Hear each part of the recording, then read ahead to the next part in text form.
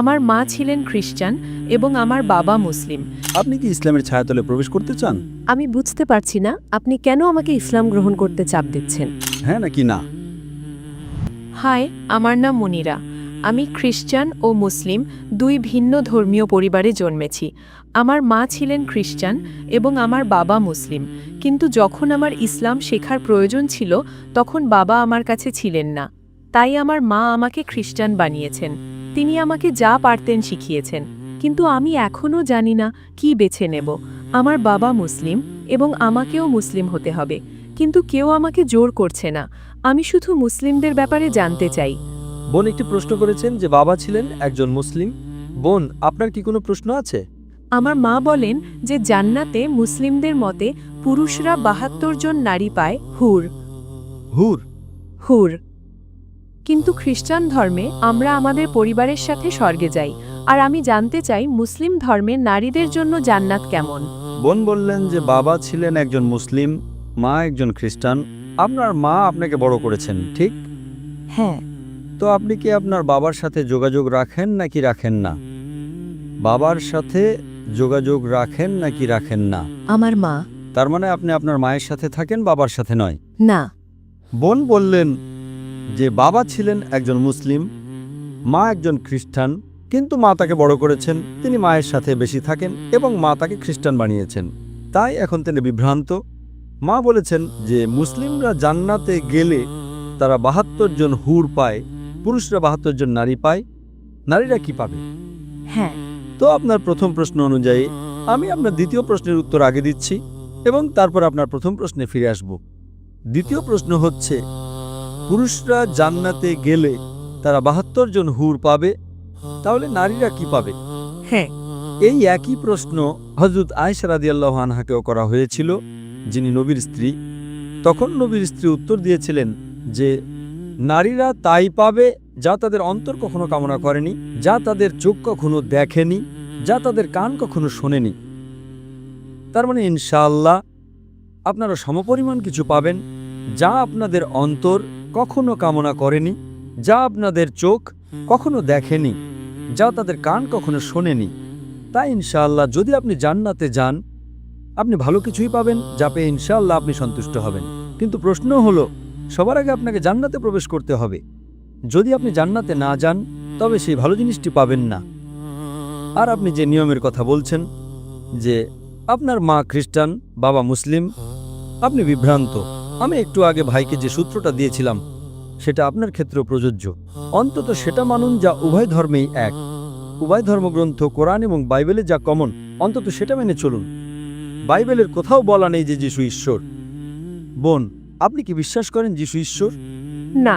খুব ভালো, কারণ বাইবেলের কোথাও বলা নেই, সম্পূর্ণ বাইবেলে একটিও পরিষ্কার বাক্য নেই যেখানে যীশুখ্রিস্ট আলাইহিসসালাম নিজে বলেছেন যে আমি ঈশ্বর বা আমার উপাসনা করো। আমরা বিশ্বাস করি ইসলাম হলো একমাত্র অখ্রিস্টান ধর্ম যা যীশুখ্রিস্ট আলাইহিসসালামের উপর বিশ্বাস করাকে ঈমানের অঙ্গ মনে করে। তাই আপনাকে যীশুখ্রিস্ট আলাইহিসসালামে বিশ্বাস করতে হবে, কিন্তু আমরা বিশ্বাস করি তিনি ছিলেন ঈশ্বরের অন্যতম শক্তিশালী একজন রাসূল। বাইবেল বলে ঈশ্বর এক। যীশুখ্রিস্ট আলাইহিসসালাম বলেছিলেন, এটি গসপেল অফ মার্কের 12 নম্বর অধ্যায়ের 29 নম্বর আয়াতে উল্লেখ আছে। সেখানে বলা হয়েছে, שמע ইসরাঈল আদনাহিনু আদনাই খাদ। অর্থাৎ শোনো ও ইসরায়েল, প্রভু আমাদের ঈশ্বর হলেন একমাত্র প্রভু। আপনি যদি বাইবেল পড়েন, সেখানে মুহাম্মদ সাল্লাল্লাহু আলাইহি সাল্লামের ভবিষ্যৎবাণী সম্পর্কে উল্লেখ আছে। মুহাম্মদ সাল্লাল্লাহু আলাইহি সাল্লামের ভবিষ্যৎবাণী ওল্ড টেস্টামেন্ট এবং নিউ টেস্টামেন্ট উভয় জায়গাতে উল্লেখ আছে। বিস্তারিত বলার মতো সময় আমার হাতে নেই, আমি শুধু রেফারেন্সগুলো দেব। It's mentioned in the book of Deuteronomy, chapter number 18, verse number 18. Muhammad সাল্লাল্লাহু আলাইহি সাল্লামের আগমনের কথা উল্লেখ আছে। In the book of Deuteronomy, chapter number 18, verse number 19. In the book of Isaiah, chapter number 29, verse number 12. In the Song of Solomon, chapter number 5, verse number 16. নবী মুহাম্মদ সাল্লাল্লাহু আলাইহি সাল্লামের নাম উল্লেখ করা হয়েছে। এমনকি নিউ টেস্টামেন্টেও তার ভবিষ্যৎবাণী করা হয়েছে। In the Gospel of John, chapter number 14, verse number 16. In the Gospel of John, chapter 15, verse number 26. In the Gospel of John, chapter number 16, verse number 7. অনেক জায়গায়। আমি আপনাকে মাত্র একটি রেফারেন্স দিচ্ছি। Gospel of John, chapter number 16, verse number 12 to 14 says, তোমাদের বলার মতো আমার অনেক কিছু আছে, কিন্তু এখন তোমরা তা সহ্য করতে পারবে না, কারণ তিনি যখন সেই সত্যের আত্মা আসবেন, তিনি তোমাদের সমস্ত সত্যের পথ দেখাবেন। তিনি নিজের থেকে কিছু বলবেন না, তিনি যা শুনবেন তাই বলবেন, তিনি আমাকে মহিমান্বিত করবেন। এই ভবিষ্যৎবাণীটি সর্বশেষ ও চূড়ান্ত রাসূল মুহাম্মদ সাল্লাল্লাহু আলাইহি সাল্লাম ছাড়া আর কারোর দিকে ইঙ্গিত করে না। আপনি যদি আরও বাইবেল পড়েন এবং কোরআন পড়েন, কোরআন বলছে মদ পান করো না। Chapter 5, verse number 90. বাইবেল বলছে In the book of Proverbs, chapter 20, verse number 1. And the book of Ephesians, chapter 5, verse number 18. মদ পান করো না। কোরআন বলছে শূকরের মাংস খেও না। Surah Baqarah, chapter 2, verse 173. Surah Ma'idah, chapter 5, verse number 3. Surah An'am, chapter 6, verse 145. Surah Nahl, chapter 16, verse number 115. 4টি জায়গায়, বাইবেল 3টি জায়গায় বলছে শূকরের মাংস না খেতে। In the book of Leviticus, chapter number 11, verse number 7 and 8. In the book of Deuteronomy, chapter number 14, verse number 8. In the book of Isaiah, chapter 65, verse number 2 to 5. শূকরের মাংস খেও না। তাই যদি আপনি একজন ভালো খ্রিস্টান এবং একজন ভালো মুসলিম হতে চান, এক ঈশ্বরে বিশ্বাস করুন, তার কোনো প্রতিমূর্তি নেই, তার কোনো মূর্তি নেই। সর্বশেষ ও চূড়ান্ত রাসূল মুহাম্মদ সাল্লাল্লাহু আলাইহি সাল্লামে বিশ্বাস করুন। মদ পান করবেন না, শূকরের মাংস খাবেন না, জুয়া খেলবেন না। কোরআন হিজাব সম্পর্কে বলছে Surah Nur, chapter 24, verse number 30 and verse number 31. যে নারীদের শালীনতার সাথে পোশাক পরা উচিত। একই কথা বাইবেলের Book of Deuteronomy, chapter number 22, verse number 5. নারীদের এমন পোশাক পরা উচিত নয় যা পুরুষের সাথে সম্পৃক্ত, এবং পুরুষেরও নারীর পোশাক পরা উচিত নয়। It's mentioned in the 1 Timothy, chapter number 2, verse number 9. যে নারীদের সংযত এবং লজ্জাশীলতার সাথে পোশাক পরা উচিত, তাদের দামি পোশাক এবং চুলে স্বর্ণের বেণী থাকা উচিত নয়। It's mentioned in the 1 Corinthians, chapter number 11, verse number 5 and 6. যে নারী মাথা অনাবৃত রাখে সে তার মাথাকে অসম্মান করে, তার মাথা মুড়িয়ে ফেলা উচিত। কোরআনের চেয়ে বাইবেল বেশি কঠোর। কোরআনে কোথাও বলা নেই যে নারী মাথা ঢেকে রাখে না তার মাথা মুড়িয়ে ফেলা উচিত। It's mentioned in the Bible, 1 Corinthians, chapter number 11, verse 5 to 6. যে নারী প্রভুর কাছে প্রার্থনা করে এবং তার মাথা ঢেকে রাখে না তার মাথা মুড়িয়ে ফেলা উচিত। তাই যদি আপনি একজন ভালো খ্রিস্টান এবং একজন ভালো মুসলিম হতে চান, হিজাব পরুন। আপনি যদি মাদার মেরির ছবি দেখে থাকেন, আপনি কি মা মারিয়ামের ছবি দেখেছেন?